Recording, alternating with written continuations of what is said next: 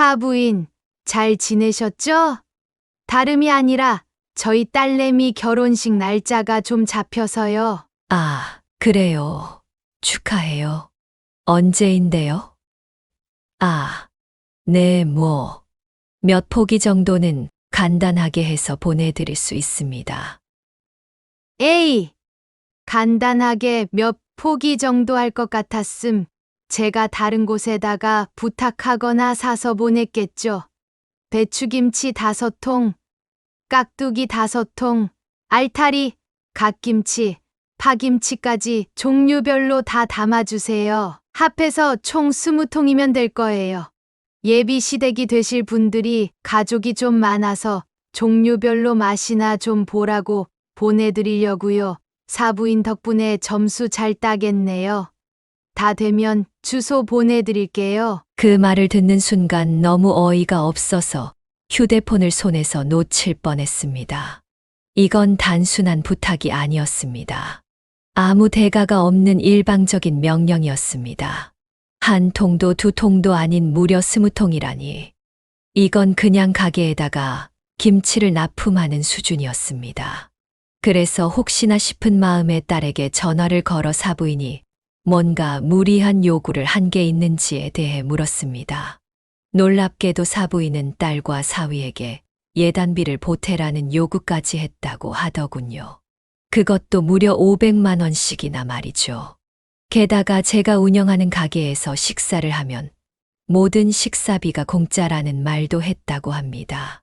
사위도 그 말을 듣고는 이건 좀 아닌 것 같다며 사부인과 목소리를 높여 싸웠다고 하더라고요. 딸의 말을 듣고 나니 뒤늦게야 후회가 밀려왔습니다. 그동안 딸에게 짐이 되지 않기 위해서 딸이 잘 지냈으면 하는 마음에서 오히려 날개가 되어주려 했던 제가 사부인의 체면 하나만을 위해 딸의 어깨에 짐을 얹는 꼴이 되어버렸다는 사실이 괴롭게 느껴졌습니다. 게다가 다음 날 아침 가게 문을 열기 위해 출근을 했는데 가게 앞에 김치통 20개가 가지런히 놓여 있었습니다. 이게 어떻게 된 일일까요? 사돈에게 김치를 담가달라는 부탁을 받고 있는 이상한 상황인데요. 오늘은 호의를 계속 받다 보니 그것을 권리인 줄 알았던 사돈에게 인생의 가르침을 똑똑히 주었던 이윤숙님의 사연입니다. 과연 어떤 일이 있었는지 지금 바로 들어보시죠. 안녕하세요. 저는 20년 전통의 한식집을 운영하고 있는 65살 이윤숙이라고 합니다. 저는 젊은 날에 남편을 병으로 먼저 보내고 그 이후로는 오로지 딸아이 하나만 바라보며 살아왔습니다. 인생의 말년에 접어든 저에게 인생에서 가장 보람찬 일이 무엇이냐고 묻는다면 단연 남편과 결혼을 해서 우리 딸을 낳은 거라고 대답할 수 있을 정도로 저는 딸을 위해 살아왔습니다. 그리고 항상 남을 먼저 배려했고 저 스스로를 먼저 위하는 일은 거의 없었는데요. 최근에 저는 이런 삶이 잘못된 삶이라는 걸 제대로 깨달았습니다. 바로 저희 사부인 때문에요. 지금부터 저희 이야기를 들어주시면 감사하겠습니다. 남편은 딸이 3살이 되던 해에 갑작스러운 암으로 세상을 떠났습니다.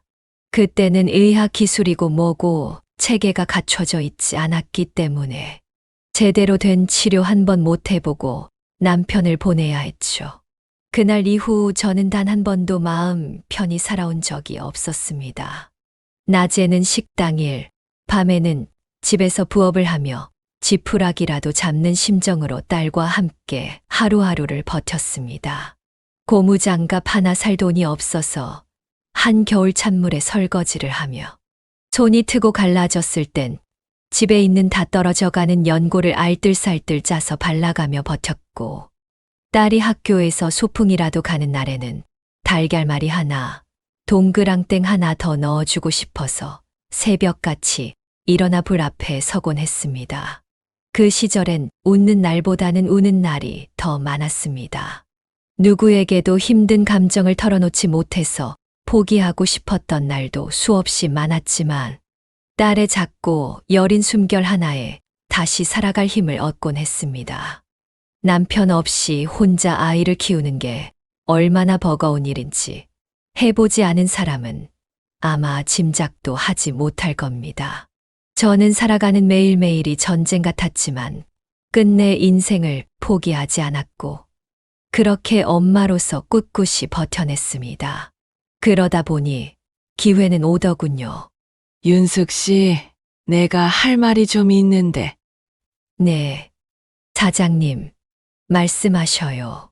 내가 윤숙 씨한테 가게를 물려주고 싶은데 식당 운영 한번 해볼 자신 있겠어? 네, 생계를 이어나가기 위해 들어간 식당. 부산의 조그마한 골목에 있던 식당은 점심시간만 되면 손님들이 바글바글 했습니다. 저는 거기서 주방을 맡았고 오는 손님들은 언제나 제 음식을 먹으면 맛있다는 말을 해줬습니다. 그 말을 참 기분 좋게 듣기는 했었는데 갑자기 사장님께서 이런 제안을 해 오시니 뭐라고 말을 못 하겠더라고요. 좋으면 좋다 싫으면 싫다고 해야 하는데 식당을 운영해 보지 않겠냐는 말은 전혀 예상치도 못했던 말이라 말문이 턱 막혔습니다. 나도 이제 내일 모레면 나이가 80이라 몸이 예전 같질 않아. 아침에 일어나서 나오는 것도 힘들고 무릎도 아프고 나야 뭐 그냥 가게 문을 닫아버리면 그만이기는 하지만 그래도 몇십 년 동안 우리 가게 하나만 찾아오던 손님들이 있으니 그 결정마저도 쉽지 않고. 아무래도 그렇기는 하죠. 그런데 왜 저한테 가게를? 사장님이 오랜 세월 동안 열심히 운영해 오신 걸 텐데 자식분들한테 물려주시던지 하지 않으시고요.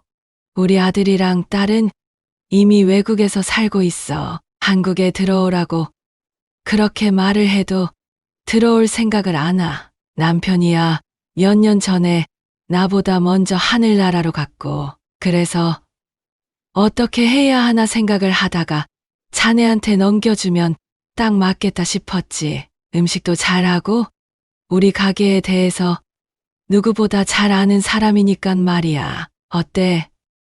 한번 해보겠어? 사장님의 말씀에 저는 한참을 고민하다가 가게를 물려받아 보기로 결정을 했습니다.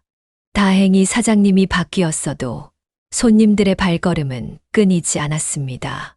되려 더 입소문을 타게 되어 나중에는 방송까지 나올 정도로 가게가 유명해졌죠. 특히 김치에 관련된 메뉴가 가장 맛있는 것으로 소문이 쫙 퍼졌답니다. 사실 요리를 처음부터 잘했던 건 아니었습니다. 남편이 세상을 떠난 후 입에 풀칠이라도 하고 살아가기 위해 뭐라도 해야겠다 싶어 시작한 게 음식을 하는 것이었고 그 중에서도 김치를 맛나게 담그는 데에 소질이 있었던 것이었어요. 배추를 손수 절이고 양념을 버무리는 것부터 하나하나 몸으로 익혔습니다.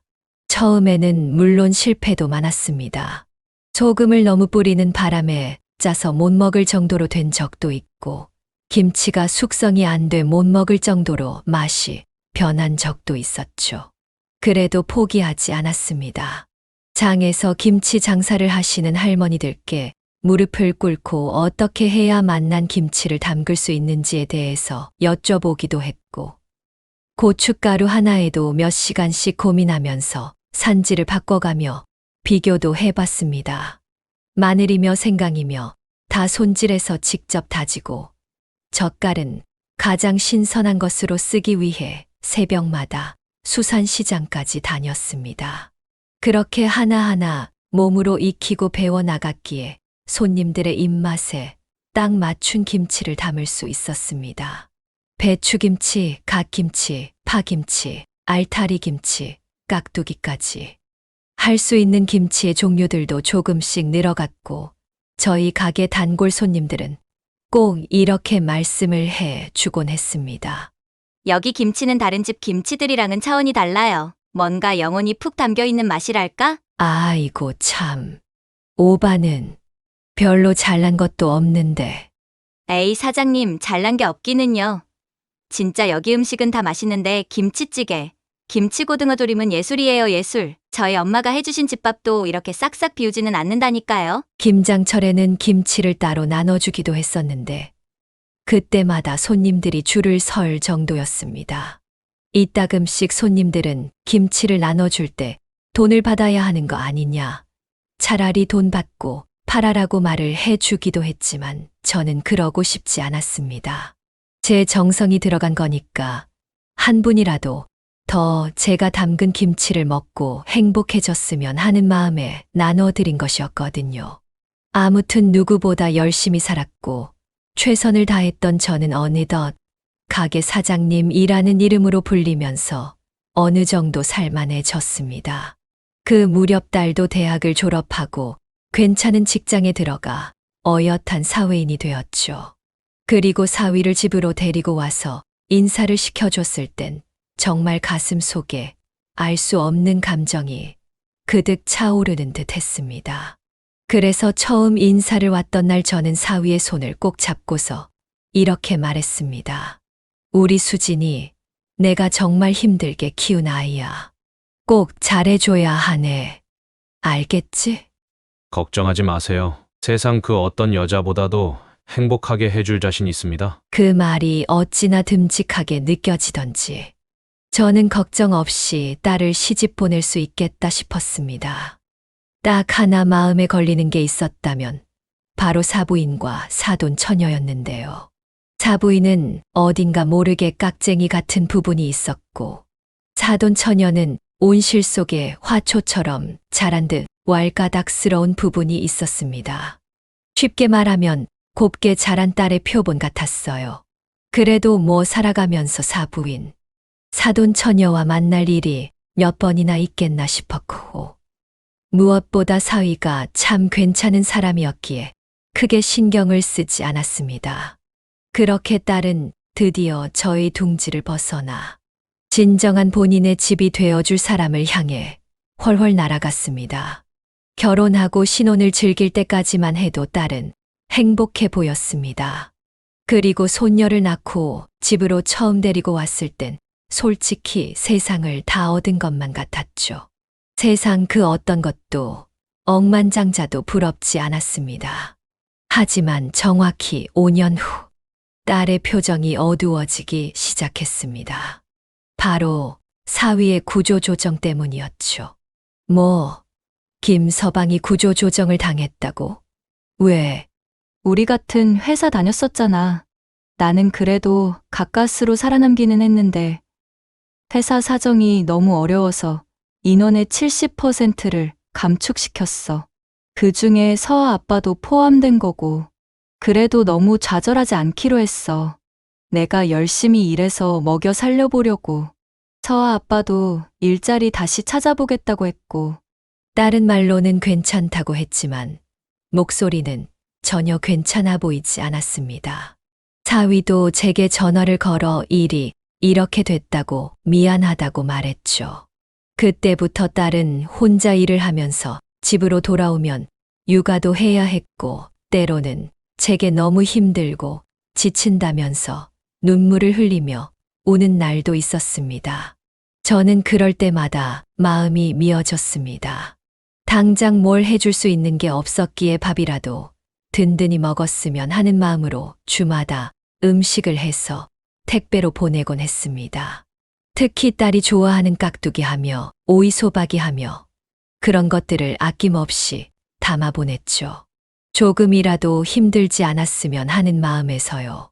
딸은 택배를 받아들고 항상 울면서 전화를 했습니다. 엄마 고마워.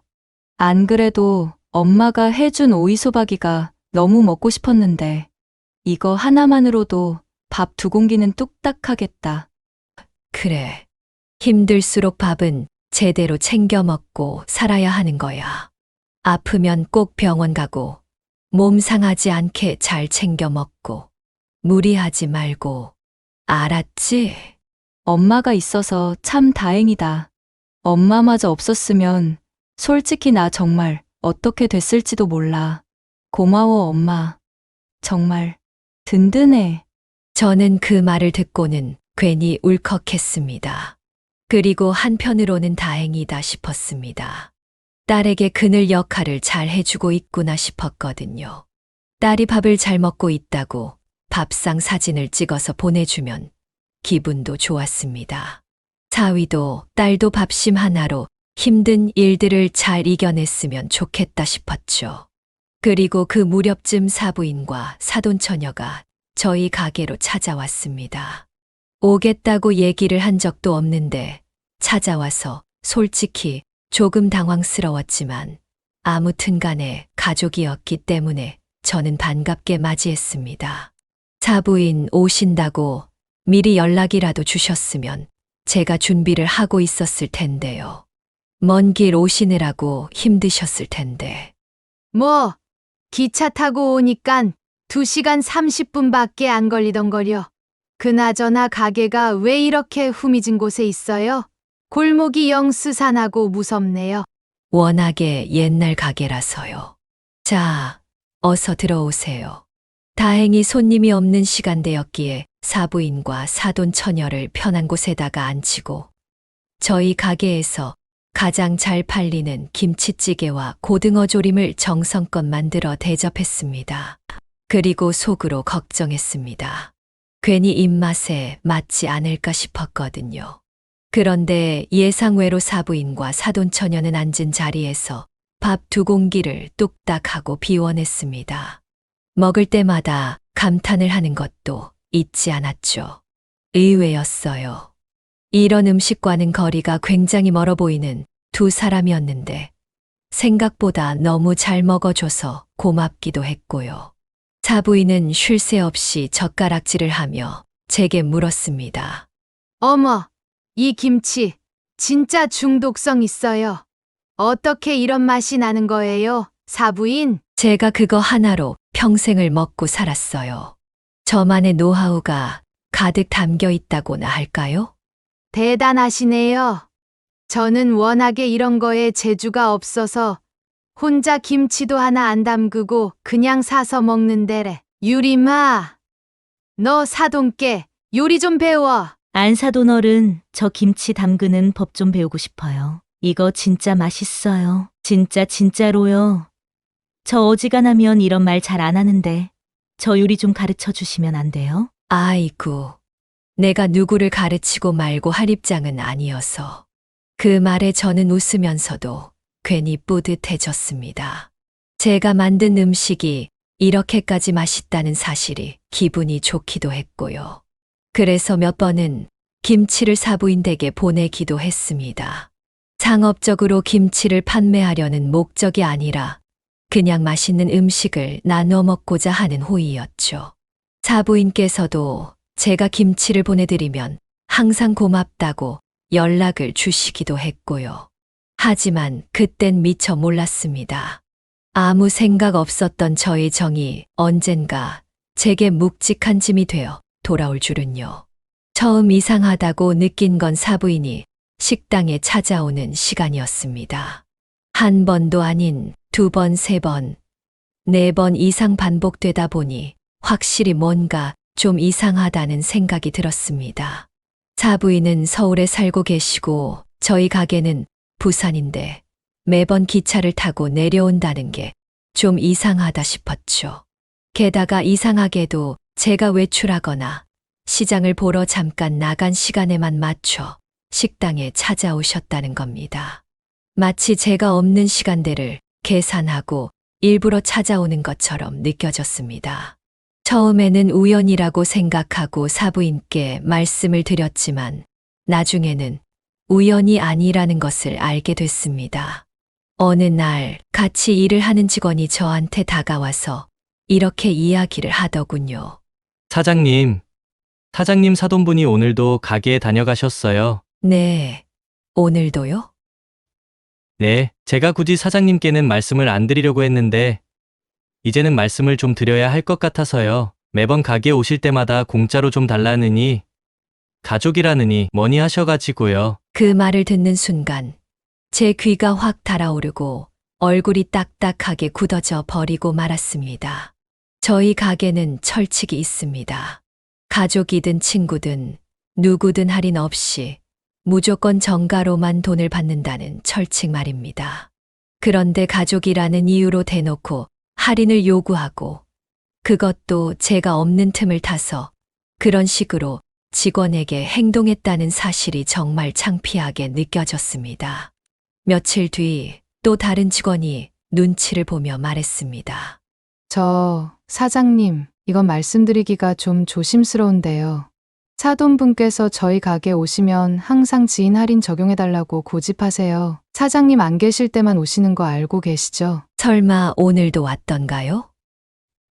네, 오늘은 본인 친구분들 데리고 오셔가지고 그렇게 말씀해 주셔서 안 된다고 하시니까 막 난리를 부리시길래 어쩔 수 없이 할인해서 카드 결제해 드렸어요. 죄송해요, 거절 못해서. 순간 가슴 깊은 곳에서 뭔가가 부글부글 끓어오르는 걸 느꼈습니다.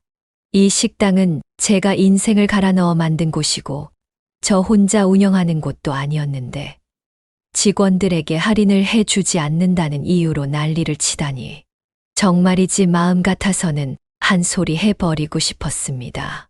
하지만 저는 쉽게 결정을 내리지 못했습니다. 사부인이기 이전에 제 딸의 시어머니였고 제가 여기서 나선다면 혹시라도 딸에게 보복을 할까 걱정이 됐기 때문이었죠. 그런데 얼마 지나지 않아 딸이 전화를 걸어서 이런 이야기를 하는 겁니다. 엄마, 요새 우리 신우 좀 이상한 것 같아. 응, 왜 갑자기? 아니, 자기 SNS에 버젓이 엄마 가게 음식을 올려놓고 우리 가족이 운영하는 식당이에요. 라고 올려놓은 거 있지?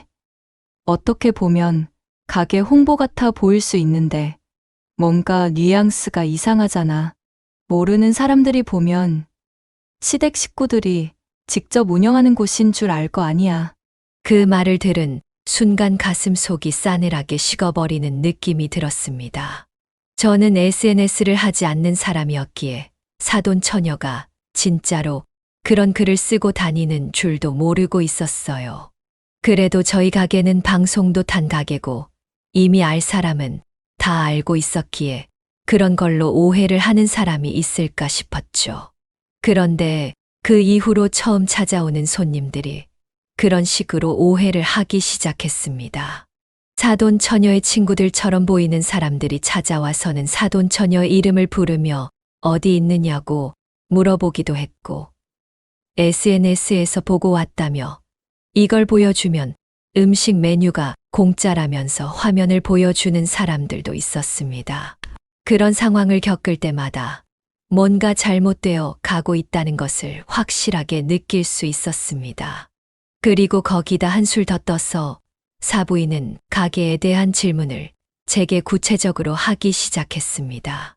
메뉴 원가는 어떻게 정하는 건지, 하루에 손님들은 몇 명이나 오는지, 인건비는 얼마나 드는지, 식자재는 어디 거래처를 쓰느냐 등등의 질문들을 하더군요.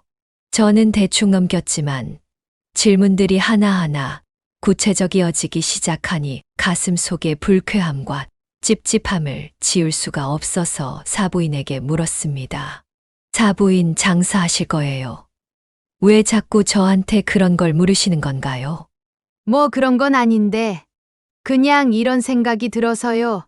이런 가게 하나 있으면 나중에 노년이 참 든든하겠다. 뭐 이런 생각.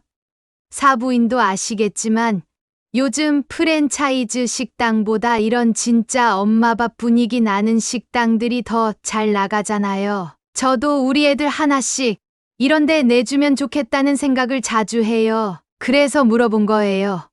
그 말에 저는 웃지도 못하고 가만히 고개만 끄덕였습니다. 속으로는 이미 모든 상황을 이해하고 있었기 때문입니다. 이 식당이 탐나는 거던지 아니면 제 가게 체인점을 내자고 제안을 할 것이었던지 어떤 방향으로든 사업을 할 생각을 하고 있다는 것은 분명했습니다. 그러던 어느 날 딸이 저한테 전화를 해서 이런 소리를 하더군요. 사위가 사업 구상을 하고 있다고 말이죠. 말이 안 됐습니다. 실직을 한 지 몇 개월이나 됐다고 사업을 생각하고 있다는 말인가요? 게다가 가게 하나 차리려면 최소한 몇 천만 원은 드는데 그 돈은 또 어떻게 감당할 거고 걱정이 됐던 저는 가게를 쉬는 날 딸네 집으로 향했습니다.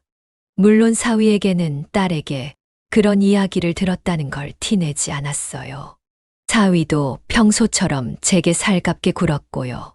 그리고 같이 저녁 식사를 하는데 사위가 조심스럽게 저한테 가게에 대한 이야기를 꺼내는 겁니다. 장모님, 사실 제가 요즘 창업을 생각하고 있습니다. 어떻게 하면 실패 없이 잘 할 수 있을까 고민을 하고 있는데 생각해보니 장모님 가게로 체인점을 하나 만들면 어떨까 싶어서요. 내 가게로 체인점을 내. 왜 그렇게 생각을 한 건가? 장모님 가게는 이미 검색만 해도 나올 정도로 유명하기도 하고 또 전국 각지에서 소문 듣고 오신 분들도 많이들 몰리고 있고 체인점을 하나 만들면 참 좋겠다 싶었습니다. 또 장모님께서 저한테 음식을 가르쳐 주시면 직원 없이 저 혼자 운영도 해보고 싶고요. 정말 미안하지만 그건 어려울 것 같네. 나도 처음에는 내 가게로 시작했던 게 아니야. 원래 운영하시던 분께서 나를 믿고 가게를 넘겨주신 걸세. 그래서 나는 가게를 물려받을 때부터 다짐했어. 여기는 절대로 체인점으로 만들지 않고 오직 내 가게로만 운영하기로. 당신 그런 소리 함부로 하지 마. 우리 엄마가 얼마나 힘들게 장사하셨는지 알면 그런 소리 쉽게 못할 거야. 차라리 할 거면 프랜차이즈를 해. 괜히 우리 엄마한테 묻어가려고 하지 말고. 그날을 기점으로 딸과 사위의 관계에도 어색함이 흐르고 있다고 했습니다. 제가 중간에서 해줄 수 있는 건 아무것도 없었습니다.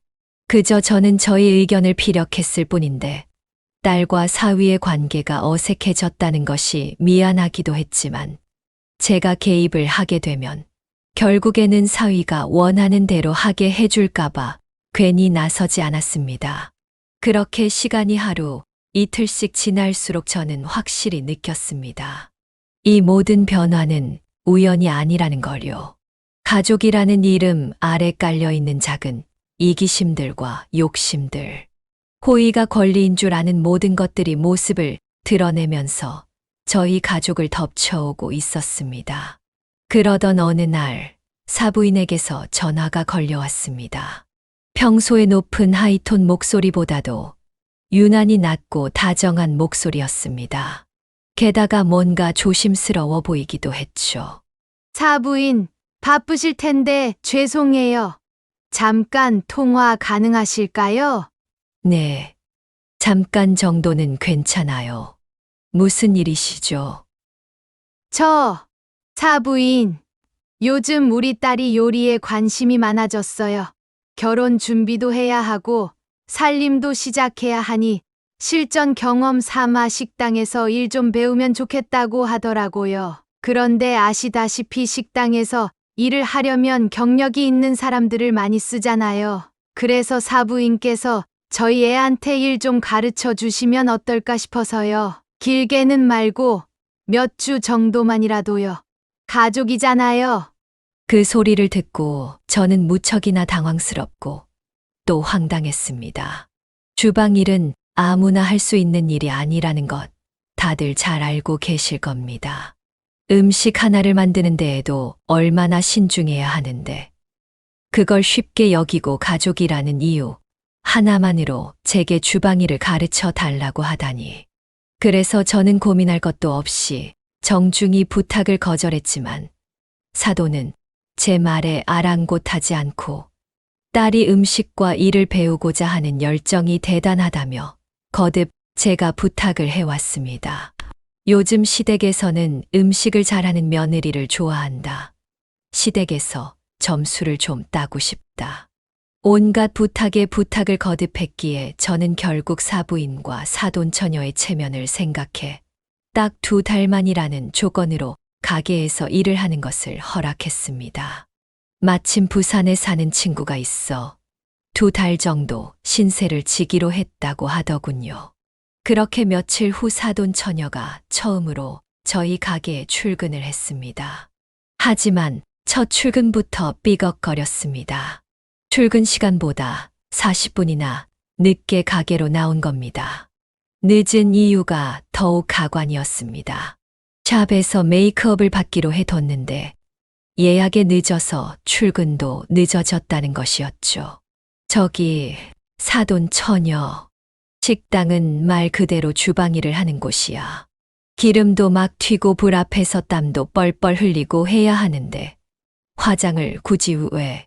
그래도 처음인데 이쁘게 보이면 좋잖아요. 아, 저 잠깐만요. 사돈 처녀는 앞치마를 걸치지도 않고 무작정 조명 아래에서 휴대폰을 들고 셀카를 찍기 시작했습니다.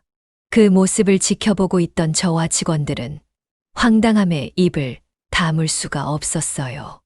늦은 것도 모자라서 일을 할 생각도 없이 본인의 사진이나 찍고 앉아 있다니 저래 가지고 어떻게 주방 일을 배울 수 있겠나 싶었죠. 그 모습을 보며 저는 마음 깊은 곳에서부터 불안이 스멀스멀 피어오르기 시작했습니다. 그리고 말없이 앞치마를 건네주며 조용히 속으로 다짐했습니다. 더도 말고 덜도 말고 딱 2달만 꾹 참자고 말입니다.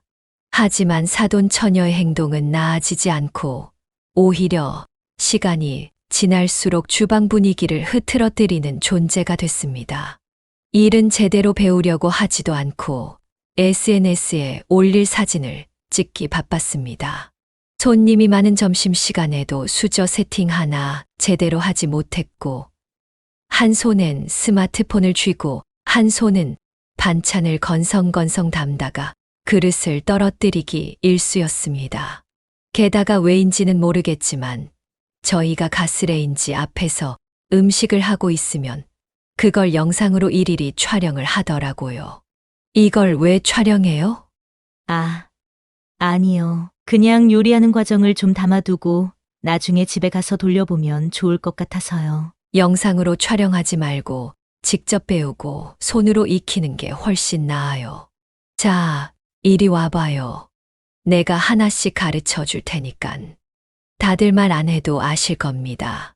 묘하게 쎄한 그 느낌을. 게다가 계산대 앞에서 계산을 할라 치면 손님들에게 가벼운 농담 따먹기를 자주 하려 드는 탓에 불쾌감을 느낀 손님들도 있었습니다. 단골 손님들은 조용히 저를 불러서 사돈 처녀를 향해 이상한 직원이 한 명 들어온 것 같다며 가게 분위기를 완전히 다 망쳐놓는 것 같다고 귀띔했습니다.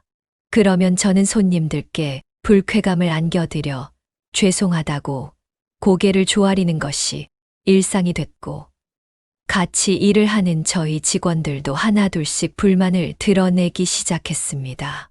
대부분 같이 일을 하는 것이 너무 불편하다는 것이었죠. 사실 저도 많이 불편했습니다. 사돈 처녀는 음식에 대한 개념 자체가 없어서 재료를 함부로 다루는 바람에 버리는 경우가 많았고 위생 개념도 부족했습니다.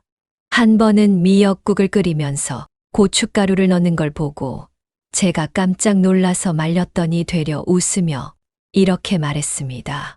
요즘은 퓨전 요리가 대세라고 하잖아요. 트렌드에 따라야죠. 아무리 그래도 그렇지.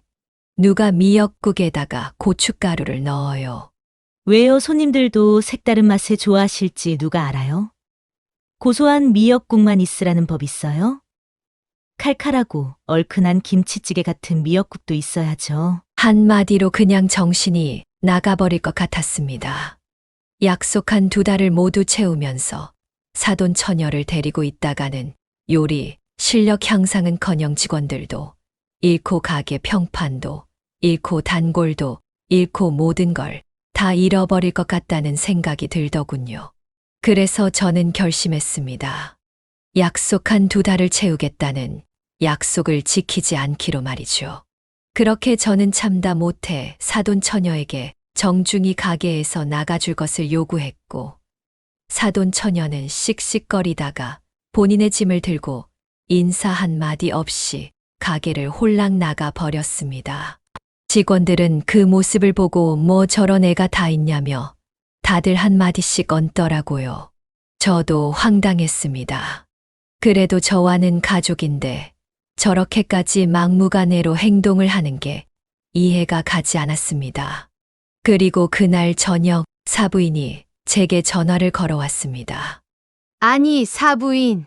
정말 너무하시는 거 아닌가요? 애가 신부 수업을 좀 해보겠다는데 왜 그렇게 모질게 구십니까? 애 내쫓으셨다면서요? 내쫓은 게 아니라 여러 가지로 문제들이 많았어요. 사돈 처녀가 요리를 너무 못해서 음식을 버리는 게 반이었고, 단골 손님들께도 직원들한테도 무례하게 굴어서 기분 상하게 만드는 날도 많았고요. 저는 가게를 총괄하는 사장으로서 합당한 결정을 내렸을 뿐입니다. 사부인.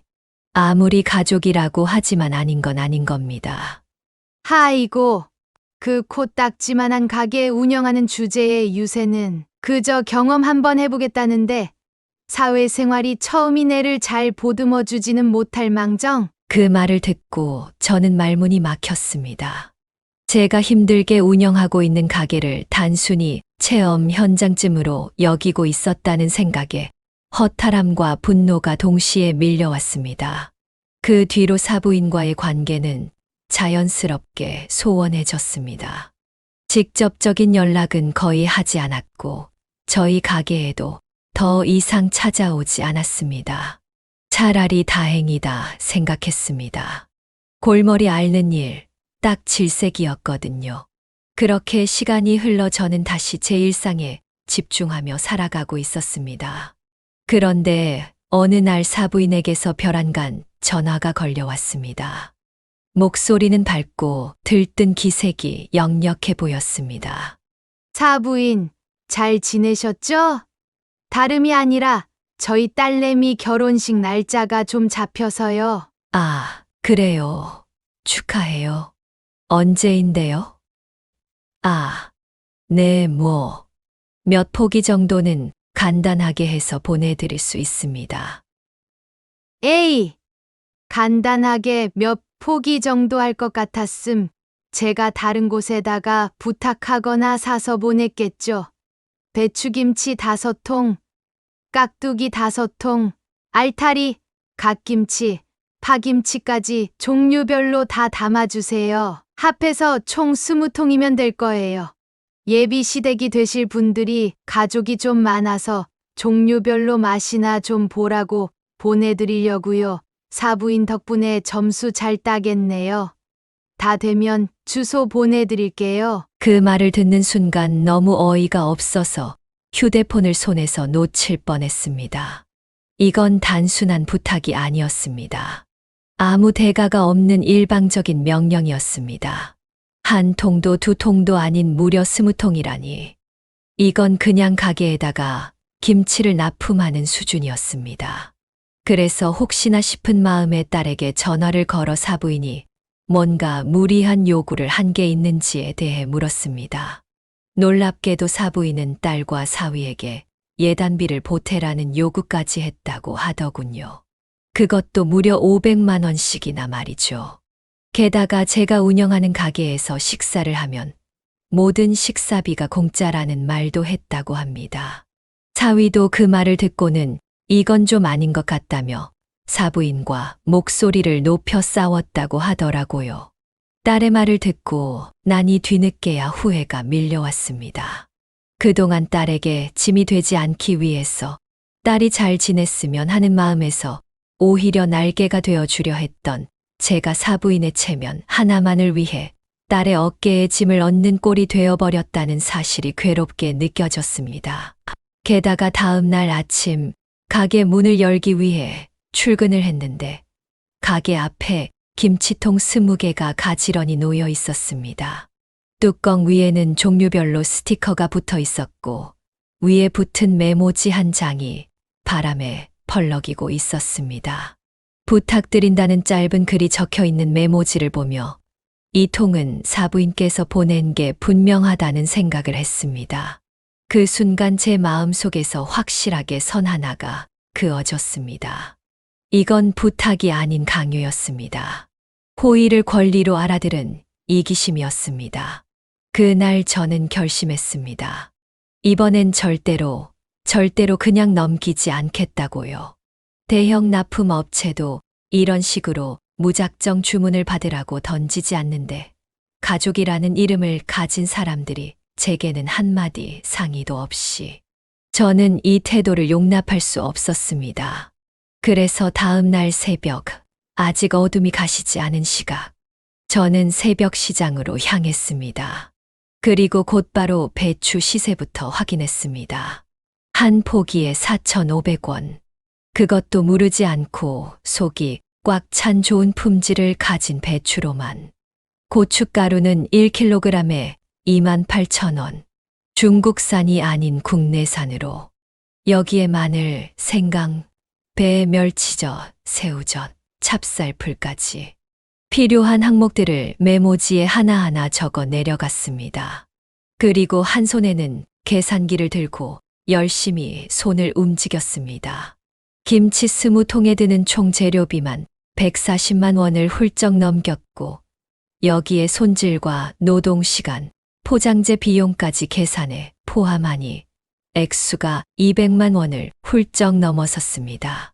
그리고 저는 문구점에 들러 리본 포장지와 고급 스티커도 산 후 가게로 돌아와 품목, 단가, 수량, 합계 금액까지 항목별로 모든 견적을 깔끔하게 정리했습니다. 프린트한 견적서는 A 사용지에 2번을 접어 투명한 파일에 넣어 놓았고, 그 파일을 김치통 맨 위, 가장 눈에 잘 띄는 곳에 테이프로 붙였습니다. 나머지 김치통 19개에는 메모지를 일일이 붙여 붉은색 매직으로 재료비 미정산이라고 적어 붙였습니다. 판매하기 어려운 제품에 딱지를 붙이듯이 말입니다. 그렇게 점심시간이 지나고 트럭 한 대가 식당 앞에 멈춰 서는 것이 보였습니다. 운전석에서는 모르는 남자가 내렸고 그 옆에는 사부인이 있었습니다. 사부인, 제가 부탁드린 김치는 다 완성이 됐을까요? 김치통 보셨죠? 그거 가지러 왔습니다. 아, 그거요? 저기 문 앞에 내놨는데 못 보셨나 봐요? 네, 문 앞에요. 문 앞에 어디요? 아무것도 없던데. 여기 말고 입구가 또 있어요? 아니요. 여기 문 앞에 빈 김치통 말이에요. 그거 사부인이 가져다 놓은 거 아니었어요? 김치 아직 안 담궜어요. 재료비 자체가 아직 정산이 안 된 상태라서 말이에요. 김치통 위에 견적서 붙여놨으니까 그거 한번 읽어보시던가요. 사부인은 황당한 표정으로 저를 쳐다보다 이내 밖으로 나가 몇 번 두리번거리더니 견적서를 꺼내 펼쳐 들었습니다. 그리고 한참 동안 견적서를 읽어보더니 몸을 부들부들 떨어대더라고요. 왜 가족에게도 돈을 받으려 드는 거냐고, 가족끼리 이런 것도 못 해주느냐고 발악을 하기에 저는 되받아쳤습니다. 김치 하나 담그는 데에도 엄연히 노동력이라는 것이 들어가고 그 재료비도 무시를 할 수가 없다고. 사부인은 평생 동안 김치를 담그지 않고 사먹는 데에만 길들여져서 잘 모르시겠지만 그게 참 어려운 거라고 말이죠. 게다가 요청한 수량이 적은 것이 아니었기 때문에 이 정도 재료비와 노동비를 청구하는 건 당연한 거라고 하자 사부인이 제게 다가와 낮은 목소리로 말했습니다. 옆에 있는 남자 우리 사위들 사람인데 사부인께서 이렇게 나오면 제 체면이 뭐가 됩니까? 민망해 죽겠네요, 진짜. 사부인 김치 잘 담근다고 자랑에 자랑을 해놨는데. 체면 말씀하시니 드리는 말씀이지만 체면은 남의 정성과 노동을 빌미로 세우는 것이 아닙니다. 사부인 댁 잔치인데 제가 왜 사부인의 체면을 세워드려야 하나요? 그것도 공짜로. 저는 이해가 가질 않네요. 가족끼리 꼭 이렇게까지 계산적으로 나와야겠어요? 이번 한 번만 눈 꼭 감고 한 번만 도와주세요. 네. 좋은 혼사자리라 놓치기가 싫어서 그래요. 부탁해요. 부탁이라는 건 새벽에 김치통 20개를 남의 가게 앞에다가 트럭으로 갖다 놓고 문자 한 줄 보내는 걸 부탁이라고 하는 게 아니죠. 부탁은 상호간에 충분히 협의를 거쳐서 하는 거고, 이건 일방적인 요구라고 부르는 거예요. 게다가 어제 통을 가져다 놓고서 오늘 찾아와서 김치를 다 담궜는지 물어본다고요? 이건 착취라고 해도 무방하죠. 김치가 뭐 하늘에서 뚝 떨어지는 건 줄 아셨나요? 제가 뭐라고 말을 더 하려던 순간 사돈 처녀의 남편 될 사람이 사부인의 팔목을 잡아 끌면서 이만하면 됐다고 김치를 먹지 않겠다고 말을 하더군요. 사부인은 제게 굴었던 것과는 달리 그 남자에게 절절매며 그냥 이야기가 안 통해서 그러는 거다. 내가 잘만 하면 넘어올 거라고 설득했습니다. 하지만 이미 질릴 대로 질린 듯한 그 남자는 고개를 내저었어요. 그리고 사부인은 한참 동안 제가 앉은 자리를 노려보다가 이내 자리를 떠났습니다.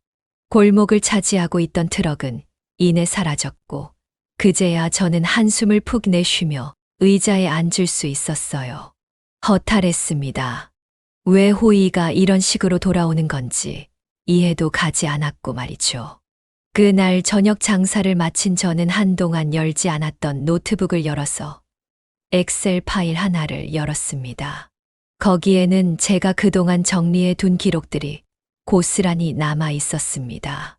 그간 사부인에게 보냈던 김치, 반찬, 국거리며 조림류, 그리고 식당에 들렀을 때 받지 않았던 식사값까지 모두 다. 남들은 기록을 하지 않은 줄 알았겠지만 저는 모두 다 남겨놓고 있었습니다. 날짜, 수량, 단가, 원재료 비용, 그에 드는 시간까지 하나도 빠트림 없이 일일이 기록을 해뒀어요. 김치 한 포기를 담그는데 들어가는 노동 시간을, 그리고 음식 하나 만드는데 들여지는 정성을 저는 누구보다 잘 알고 있었습니다. 사실 처음에는 돈을 받아먹으려는 목적은 조금도 없었습니다. 다만 제 노동과 정성의 무게를 스스로 잊지 않기 위해, 그리고 언젠가 이것들을 설명할 날이 올 수도 있겠다는 생각이 들어서 하나하나씩 기록을 해 뒀던 것이었죠. 지금 와서 생각을 해보면 참 판단을 잘했다는 생각이 듭니다. 이런 날이 오리라고 누가 상상이나 했을까요? 저는 엑셀 파일들을 모두 정리해서 사진을 찍은 후 사부인에게 마지막으로 짧고 단호한 문자를 보냈습니다. 그간 집으로 보내드린 김치, 반찬들의 가격과 저희 가게에서 돈을 내지 않고 식사를 했던 내역입니다. 저희 가게에서 유세와 난리를 피우시면서 할인을 받은 내역들도 모두 기록해 두었습니다. 뭐 이런 걸 남겨두나 싶으시겠지만 이제는 본인이 얼마나 잘못된 사람인지 한 번쯤 돌아보셨으면 합니다. 앞으로 어떤 부탁도 정당한 대가가 없는 이상 거절하겠습니다. 더는 저나 제 딸을 이용하지 않으셨으면 합니다. 그 문자 내용을 생각하고 보내기까지는 오랜 시간이 걸렸습니다. 몇 번을 지웠다가 쓰고 다시 지웠다가 쓰고를 반복하면서 최종적으로 사부인에게 문자를 보내고 나니 손끝이 약간 떨려오는 것이 느껴졌습니다. 그동안 속으로만 꾹 눌러두고 아무에게도 말하지 못했던 서운함과 억울함, 그리고 이제야 밖으로 꺼내진 용기 때문이었습니다. 하지만 떨리는 손끝과는 상반되게 마음은 고요했습니다. 누군가와 무언가를 끝낸다는 건 언제나 두려운 일이었지만 오늘 내린 이 결론이 겨우 낼 수 있었던 이 용기가 앞으로 제 삶을 지켜주는 울타리가 되어줄 거라는 확신이 들었습니다.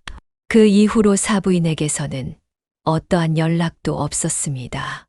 어떻게 그럴 수가 있냐는 항의도 없었고 그런 의도가 아니었다는 해명도 없었으며 심지어 형식적인 미안하다는 사과 한마디조차 들을 수 없었습니다.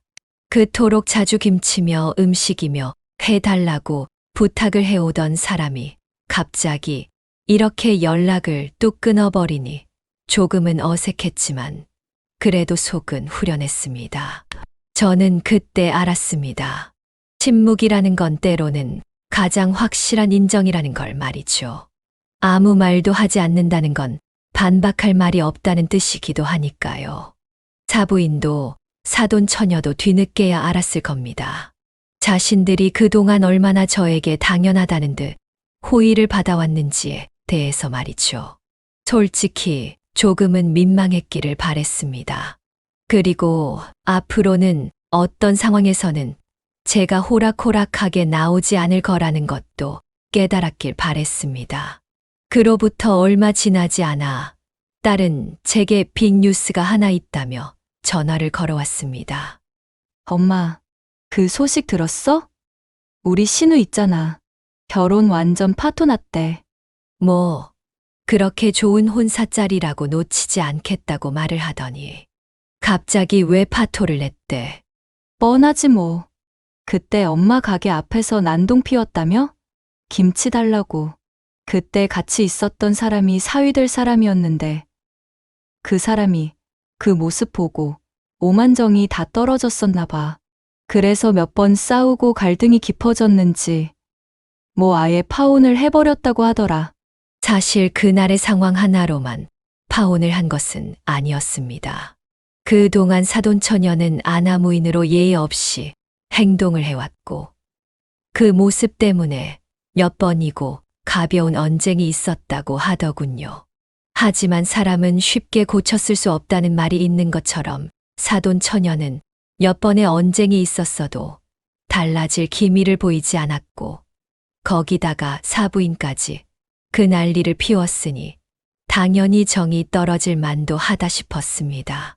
결국 예비 시댁 측에서 결혼 자체를 무르자는 입장을 내비쳤고 사부인 댁에서도 더는 무리하게 밀어붙이기 어려운 상황이 되었다고 했습니다. 그렇게 좋은 혼사짤이니 뭐니 아주 잘 보이려고 무리를 했던 결혼은 없던 일이 되어버렸고 사돈처녀의 결혼에 대한 이야기는 더 이상 나오지 않았다고 합니다. 정확히 어떤 이유로 결혼이 물러졌는지에 대해서는 확실히 알 수는 없었지만 저는 그저 마음속으로 조용히 생각했습니다. 인생이 그렇게 호락호락하지 않다는 걸 사부인도 사돈처녀도 이제는 조금 체감했겠구나라는 것을 말입니다. 늘 자기들 뜻대로만 움직이고 본인들 중심으로 돌아갈 거라 믿었던 세상은 사실 그게 아니었다는 것을 그들이 제대로 깨달았길 진심으로 빌었습니다.